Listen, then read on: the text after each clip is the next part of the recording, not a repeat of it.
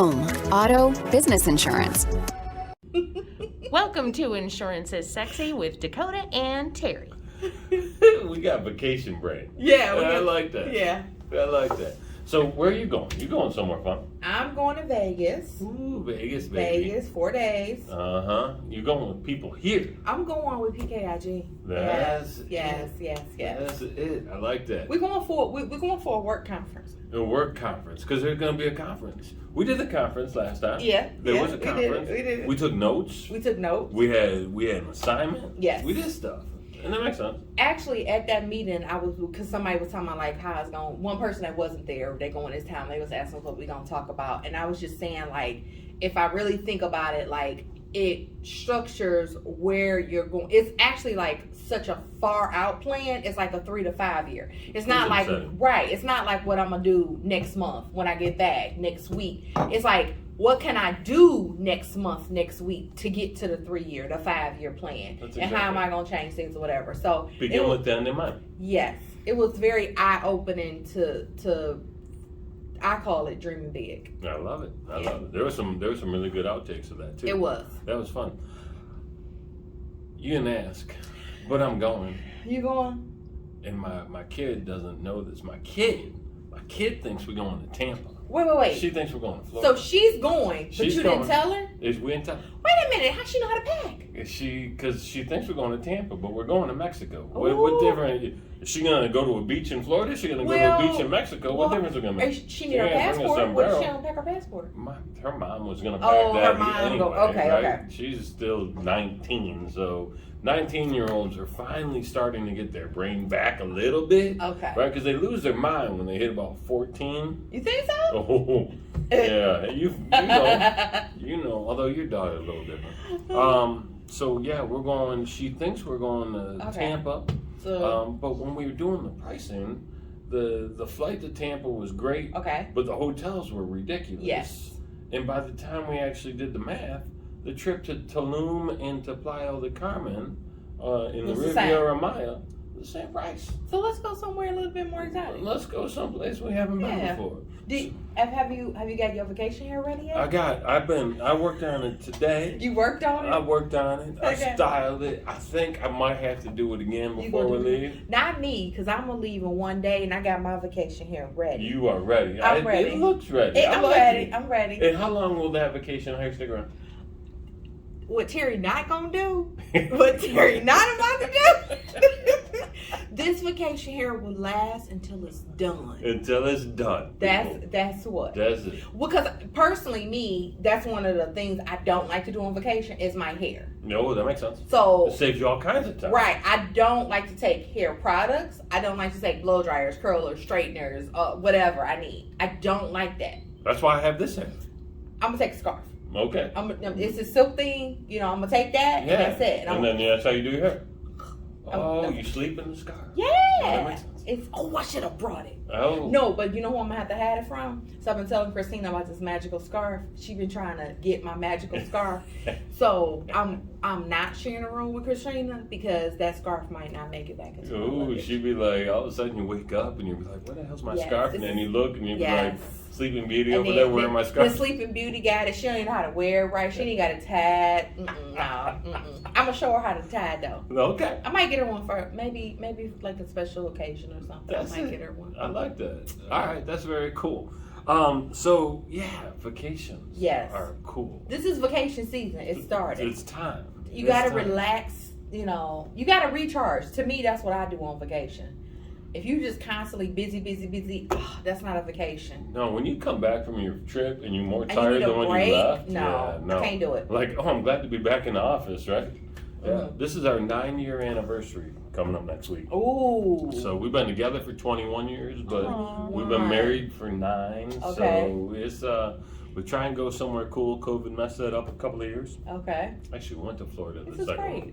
So it'll be cool. Well, next year is 10, so you think you're going to plan something like grand? Because 10 is like that's a big one. 10 is supposed to be Turks and Caicos. Ooh. So that's what I think I made that agreement before we got married. So okay. It's been on the docket for a minute. Okay. Well, ours was supposed to be somewhere grand too, but we when it was time to like plan out, we were closed. We couldn't plan out. Yeah. It was closed to people. We were going to go to Japan. Oh, really? Yeah. Oh, that's cool. where we were trying to go. That is a cool trip. Yeah, but not yet. So we'll probably do it next year. Fingers crossed. We can do. You know, they let us over there. You know, they let us back over there. Listen, you know, all I gotta say, vacations is sexy. They are. They are. That's it. I can't even tell you the last time I went on vacation. We didn't even have a honeymoon. Really? Mm-mm. We It would have been before I moved up here, and I moved up here in 2014. So really, it would have been at least that long ago. You know, our anniversary is coming up in a couple weeks, the 13th. No kidding. So, yeah, we're May 4th. May 4th, and you May what? 13th. And we're let me get this one. July 6th. Yeah, that's it. I got it. I'm good. July 6th. This is a good thing he won't know. I got more than twice as many years as Terry. Give me a break, people. We've been together about the same amount of time. 21 years. Oh no, you've been longer than that still. About 29. You guys were high school sweethearts, right? Yeah. Mm-hmm. That's a great story. We're gonna shift gears at some point. And we want to tell that story. We're gonna maybe tell that story. It's a quick story. Well, you know what? What? Maybe that could be today's story. Okay, we'll tell the story. That's the story. Okay. But we can't do it now. We gotta do it at story time. We gotta do it at story time. So we're gonna put a pin in that, people. We're gonna come back. So stick around for Dakota's story. Actually, my story is pretty cool too. Okay. So we'll tell them both stories. We'll tell how we met stories. Yeah, that's what we'll do. At the end. That's what we'll do. Because now we gotta get into how sexy insurance really is. Exactly. And we're gonna start that with our word of the day. Mm-hmm. We're gonna jump into a little education after that. Mm-hmm. We got a fun little leadership lesson for you, your business, and your business's growth. And then we've already told you the story is coming. Maybe 2 stories. We'll see. We'll see who's better. We'll see who's better. Yours pretty good. Mine's not bad though. Yours pretty good. It's not. I put mine in mine. All right. Today's letter is U. Yes. Not like you, but like the letter U. The letter U. The letter U. Mm-hmm. And our word of the day is uninsured motorist coverage. Mm-hmm. Automobile coverage designed to provide protection for the insured if she is involved in an accident in which an uninsured motorist is at fault. Uninsured motorists include those who do not carry insurance, motorists whose insurance does not meet the state's minimum financial responsibility laws, drivers whose insurance companies are insolvent, and hit-and-run drivers who cannot be identified. Mm-hmm. That's a long definition. Okay, this definition's sexist. Did y'all hear? I did. Yeah. I didn't make that up. He did make that up. But she's not the one at fault in this situation. So at least it's not calling her a bad Why did driver. they say she was driving and he hit her? Mm-hmm. I was pretty interested. I can't believe that. She is involved in an accident. He didn't make that up. No, it's totally true. Ooh, woo. It doesn't say he anywhere. If I recall from this book, they did a good job of mixing pronouns, right? Sometimes it was he, sometimes it was she, and they kind of went back and forth.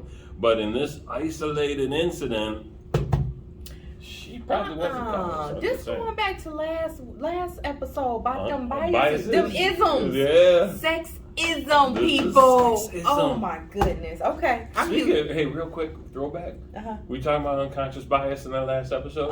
And then at the very end of the show, I said our pause phase. We're gonna be like Fonzie in here. And you were like, "What's that?" Right. And that's the age difference between you and I. You didn't know Fonzie. No, I did. No. I know about Happy Days. That's not what it was. It's just like when he said Fonzie, I'm not even trying to be funny with you.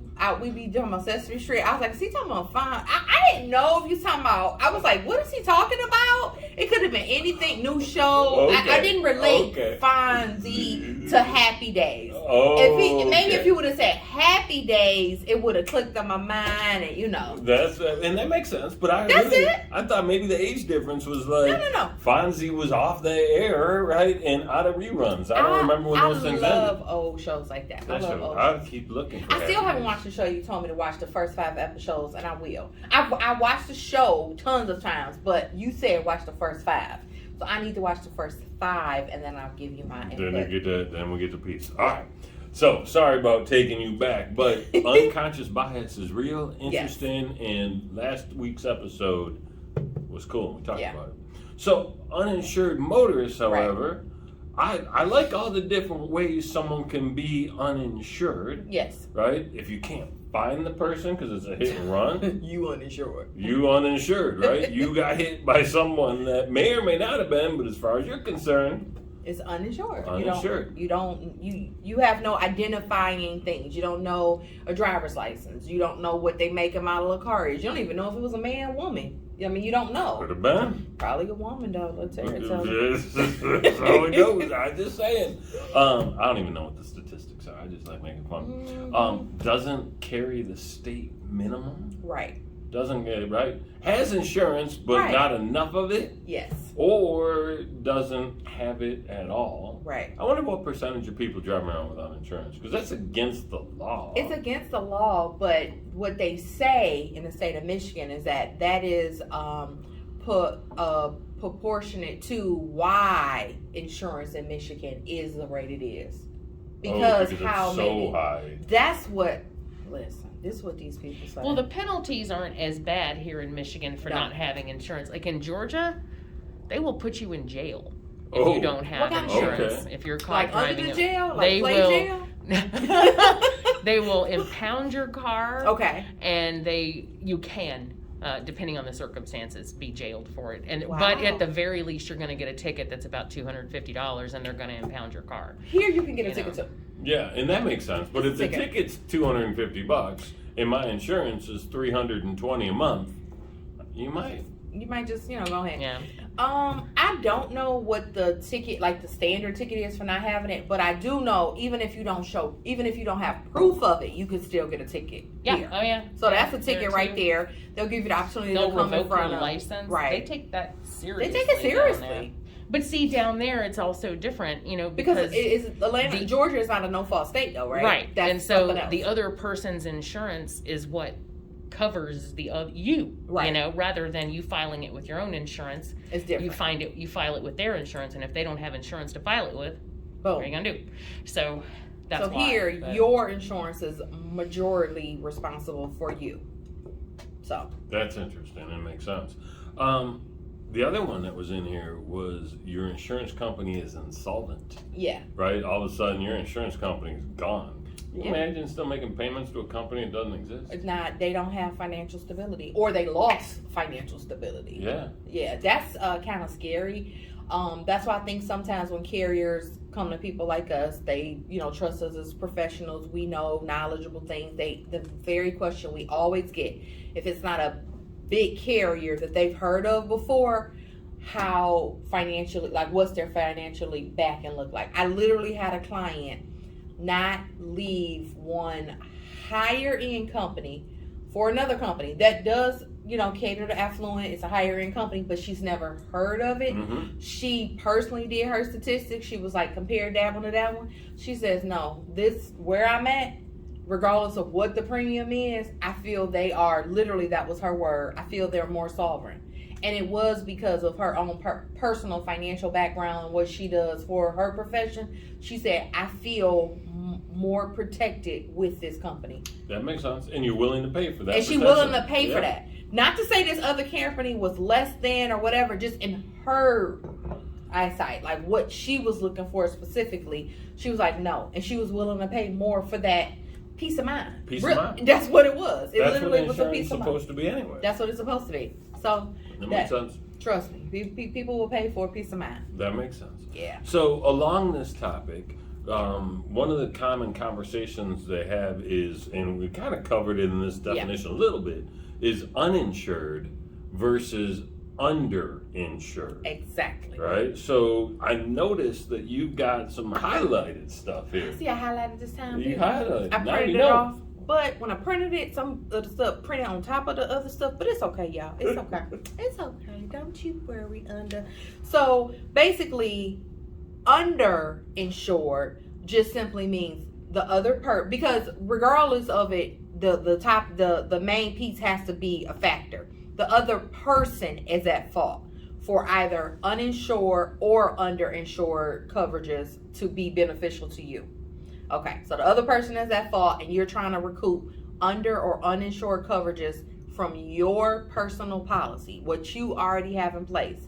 And what we like to do is that the same liability, bodily injury, property damage coverages that you have, should someone come after you for a liability suit, we want you to also recoup the same benefits should someone not be insured or underinsured. So that's something too, like, they don't have to match, but that's the value. Like, that's what we trying to show people is like, why would you want to protect yourself against a suit that could come against you, but not if the other person is responsible and you need to recoup damages? Why wouldn't you want the same benefits? Mm-hmm. They don't have to be the same, but why wouldn't you want them to be the same? That makes sense. You can't make it more, but why wouldn't you want at least equal?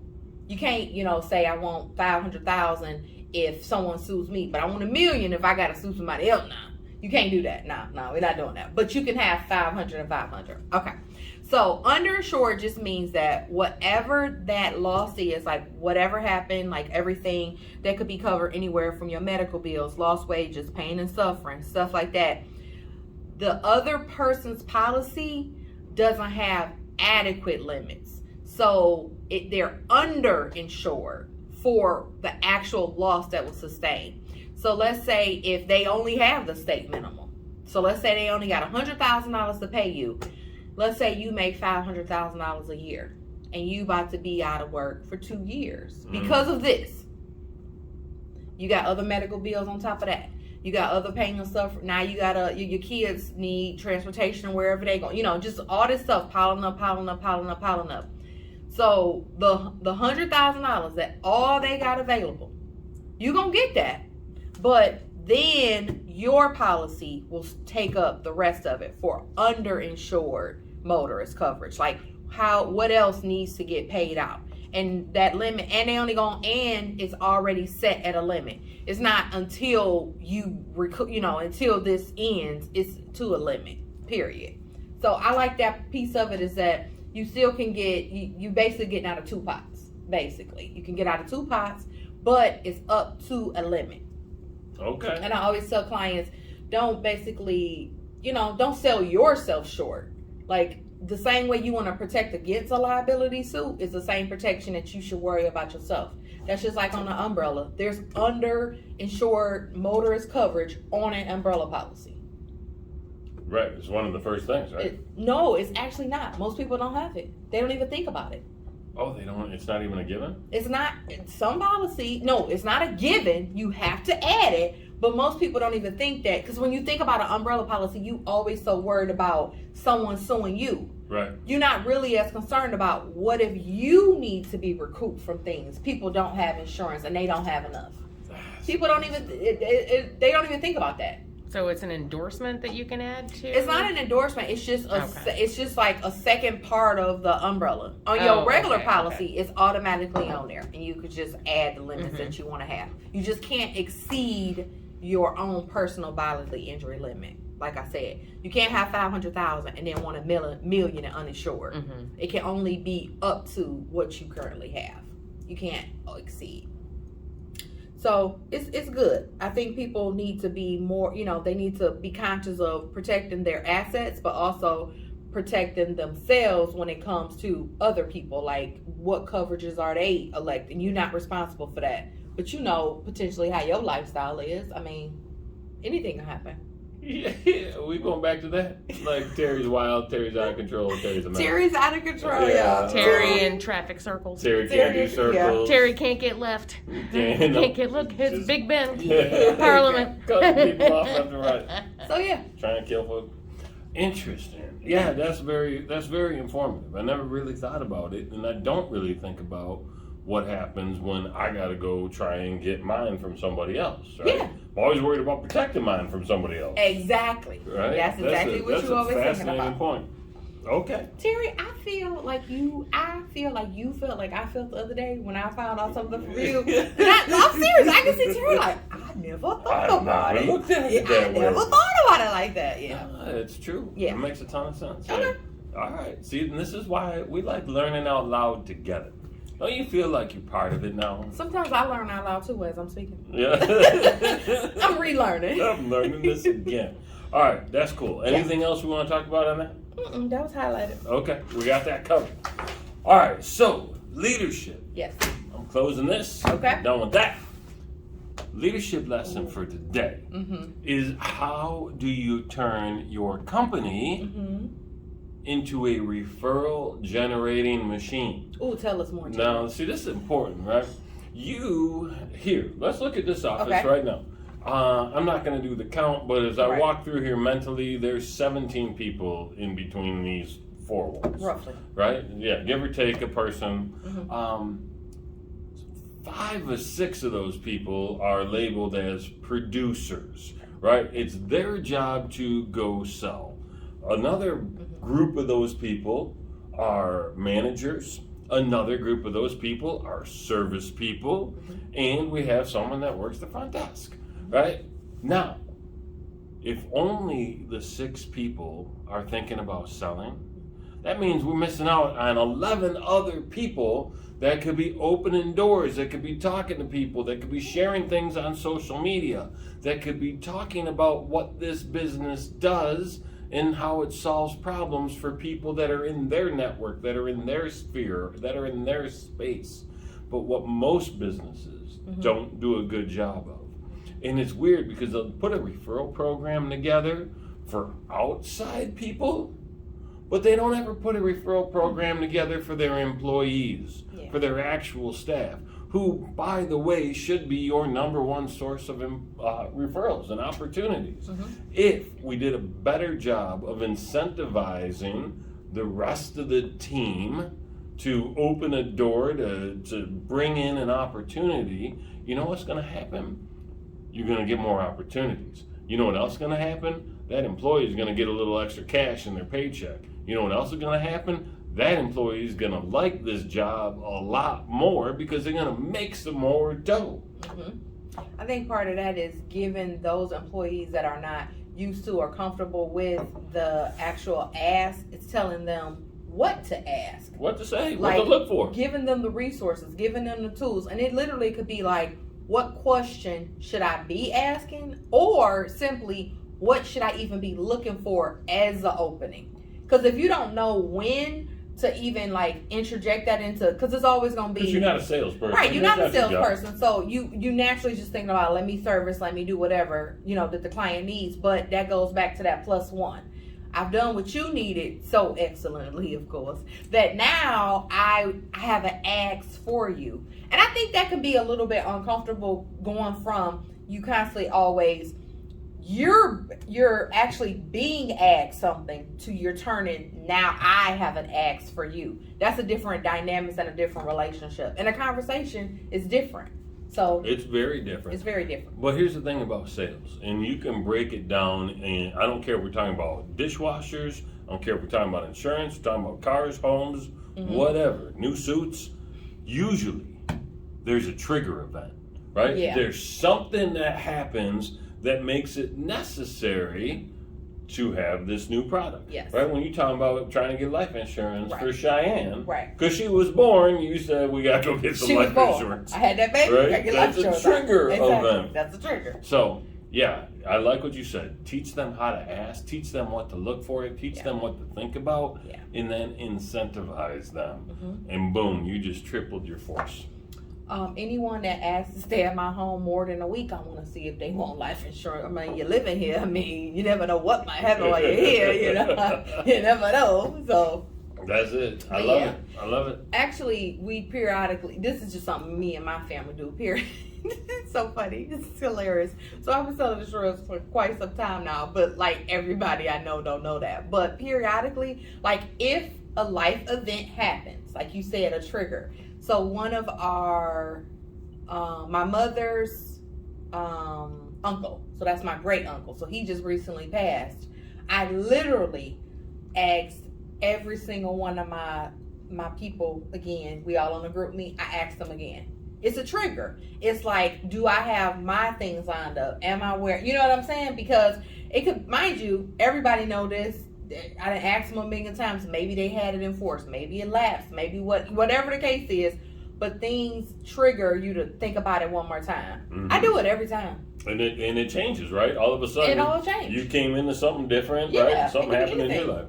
No, and that makes perfect sense, and that's good timing, right? Yeah, it's perfect timing. It's not awkward. It's like, I need to think about this. It is the time that gets us together. When all my cousins keep having these babies, every time they have a new baby, I'm serious. I be dead serious. I'd be like, you can get them a paid up policy. You just make one payment and it's paid up. They're like, what? Because they don't know. They don't know. It's not their world. So I ask them again, and that's it. Not no pressure. No, I'm not pressure. All right. That ain't what I do. I like it. And please give some thought to how to get more referrals into your business. Yeah. Because then your business will grow and your people will be happy. I think I'm gonna just leave. I think a good way when you're talking about. We constantly on the phone, but when you outside of work, a good way is just people knowing what you actually do. That's it. If people know what you actually do, that can lead to more opportunities. I think when people don't even when people hear you and they're like, really? And then they start the engagement and you just providing information or setting up contacts, sending them where they need to go. So you personally not even doing it, it's just them even knowing somebody personally, they feel a little bit more safe to ask you the right questions. That's it. Yeah. I am constantly wearing my gear everywhere I go. Like my little North Face jacket, my t-shirt, whatever. And if I'm not Brian, and even when I am, Brian's wearing the hat. So, do people ever ask you, what's PK? We have actually had people ask me before, and then I don't have a business card, so I was just like, well, look us up, whatever. But mine says easy, PKIG. Yeah, exactly. I was like, oh, look us up. Look at that. Yeah. That's cool. Yeah, I love it. I do too. I love it. All right. Okay. Story time. Story time. You want to go first? Well, I could, but you could go first too, because you're the What lady. age before beauty? Oh, wow, look at that. She backhanded me and complimented herself in the exact same sentence. That is impressive, people. All right, I'm going to make mine real quick. Okay. It was 2001. So far, so much for quick. Right. Now, in all sincerity, I was out on a Saturday night. I met this young lady. I was like, I want to hang out. We partied way too long. 3 o'clock in the morning came. I wanted to go home. I was done. 3 o'clock in the morning. Couldn't find my car key. Okay. So I stayed there. I was at my buddy's place. Right. The next day, his answer machine started going off, right? Because that's what we had in 2001. And she's like, hey, this is so-and-so. I don't know why, but Terry's car key is in my purse. Call me when you wake up. I'll bring it by. Okay. She brings it by, shows up. We chat for a few minutes, light of day, which was good. And I said, we should go out sometime. And she said, you're right, we should. And so I said, all right, I'll give you a call. And I was cool enough to be able to hold on and call her 4 days later. That's how cool I was. I wouldn't even answer the phone. Not 7 days. 4 days, Terry? Not 7 days, but 4. Back in the day, that's how the game was played. Okay. I called her. And I misdialed the number. Okay. And I got this little voicemail, and I was like, oh, that girl's got a nice voice. Hour later, that phone number calls me back. Okay. And says, hi, this is Stephanie. Did someone there call for me? And I said, well, yes and no. I absolutely called you. That was me, but I was not really calling for you. I said, but it's funny that you called back because I was going to leave you a voicemail and tell you what a lovely voice you have. I basically heard her say, okay, whatever, cheese ball. Right. In her head. This is where it gets weird. Okay. 4 hours later, I get done at the gym. I look at my Nextel. Beep, beep. And it says 1 missed call. It's her. I call her back and I said, hey, what's up? She said, you called. And I said, no, I didn't. She said, yes, you did. And I said, no, I did not. We spoke already. Right. But I didn't call again. She's like, no, you did. You have a convertible, right? I said, how did you know? She said, because you called. No record of this anywhere. We spoke for an hour that moment, right? And then 2 hours later that night, and then anywhere from 3 to 5 hours for the next 17 days, because she used to travel, right? Before we actually met up 17 days later. And as I speak on this, that happened exactly 21 years ago tomorrow. Oh my goodness. But wait, did you ever call the first girl? Never got in touch with the first girl. Okay. No, that ship sailed, man. What was her name? Don't say it. Her name doesn't matter, right, honey? How old were you when you... That was funny. How old were you when this happened? I was, 30. So he didn't know how to use a phone at 30, people. Yeah, he didn't even know how to use a phone at 30. I swear to you, hand on this book right here, this insurance manual. I never called him. I did not make that phone call to my wife the second time. Okay. And she swears I did. Okay, you did make it. Let's be clear. But the funny part is, I wonder, did the first girl give you the wrong number, or did you misdial? That's No, the first girl gave me the right number because I called her to get my car key back. I just didn't remember it for the 4 days because I never wrote stuff down, man. Right. If it's important, I'm gonna remember it. Oh, so the first time it was okay. I missed that part of the story. So the first time it was the right number, but when you called the second time, I misdialed it. Got it. Maybe by like one little tiny digit. Look at that. So how crazy? Yeah. Look at that. I could get back into a lot of other weird stuff that went on along with it, but I already took too long. That's fate. That was okay, mine's is quicker. Back in the 90s. We won't tell our age. Back in the 90s. So me and my husband actually met in high school. He was a senior and I was a freshman.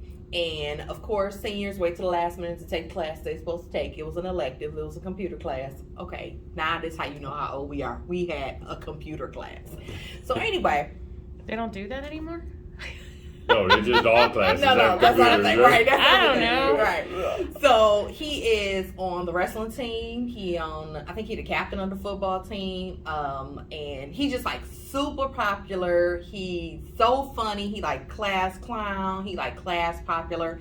And later I found this out. He is my best friend's, at the time and still right now, cousin. So he is related to my best friend. I've never seen this boy, never heard his name, nothing. We all live in the same city. We all go to the same school. Nothing. Like, boom, no. Then one day, we got the same class. So I've never heard of him, but here he go. Oh, I know you. See, I hate that laugh. Oh, I know you. No. You've heard of me, sir. I had the attitude of the kid. No, sir. You've heard of me. You don't know me. Don't come at me like that. So anyway, I'm serious. I was just like this as a kid. So I take my seat, but here he go. His little fast bus. See, he fast. He always caught me fast. So he fast. He sit right next to me. We talked the whole talking. And Mr. Newbie, literally, my husband, we was just talking about this the other day. We was like, probably sometime like, once we get very old, or I might mention it in his obituary. We'll see how he passed. We gonna give a shout out to Mr. Newbie because Mr. Newbie was like, my husband's name is Wesley. In school, everybody call him Wesley, but I always call him Wesley. He like, okay, Wesley, leave that girl alone because he's a senior and I'm a freshman. But it's second semester. Okay, so I had a little game. Okay. So anyway, we in there. He like, okay, Wesley, now, leave that girl alone. Little did he know, Miss Newbie, the girl gonna get him. So anyway, that whole class, right? We chitty-chatting, talking, whatever. So after class, I see my best friend. And I tell her about this boy I just met. Because to me, he knew. I don't know him. So she almost like passed out. Like, she was like disgusted. She couldn't even believe. She's like, what are you talking about? Like, she was like, she was like, just whatever. So anyway, and I said, yeah, my man. So people, ladies and gentlemen, he was my man after one class, and the next day, from then, after I met him, I told everybody he was my man. Like, if I heard somebody, because he was so popular, so every time somebody would say his name, so I'm like, who, Wesley, my man? Stuff like that. He had probably like 27 girlfriends. Who, my man? So you start saying my man. So I met him like one day during the school week. By that weekend time come,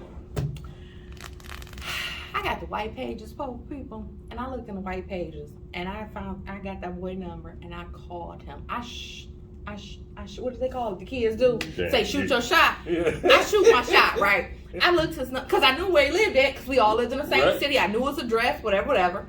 Looked him up, called him. Say, hey, can I speak to Wes? So he picked the phone up. I didn't have, nobody else was there. So we talking. Do you know this boy did not even ask me how I got his number? Oh, he asked later because he was like, this is creepy. So we talked that whole weekend, blah, blah, blah, whatever. So he my man, he just don't know it. So he's my man, and he don't know it though, right? So then we talking all these days, blah, blah, blah. So then, you know, like a couple weeks or so go past, and then he asked me officially to be his girlfriend. I was like, you know me. I was like, you was already my man, you know. So he was already my man, and he didn't even know it yet or whatever. And then that was our story. So basically, he was my man, and he didn't even know it. I love that. Aww. And it was cute. I love that. And we've been together ever since. That was since I've been in 9th grade. That's very, very cool. Yeah. That's very cool. So those are our stories, people. I hope you enjoyed them. For our pause phase, What do you think? I'm going to go with, oh my God, look at the time. Look at the time. Look at my little watch.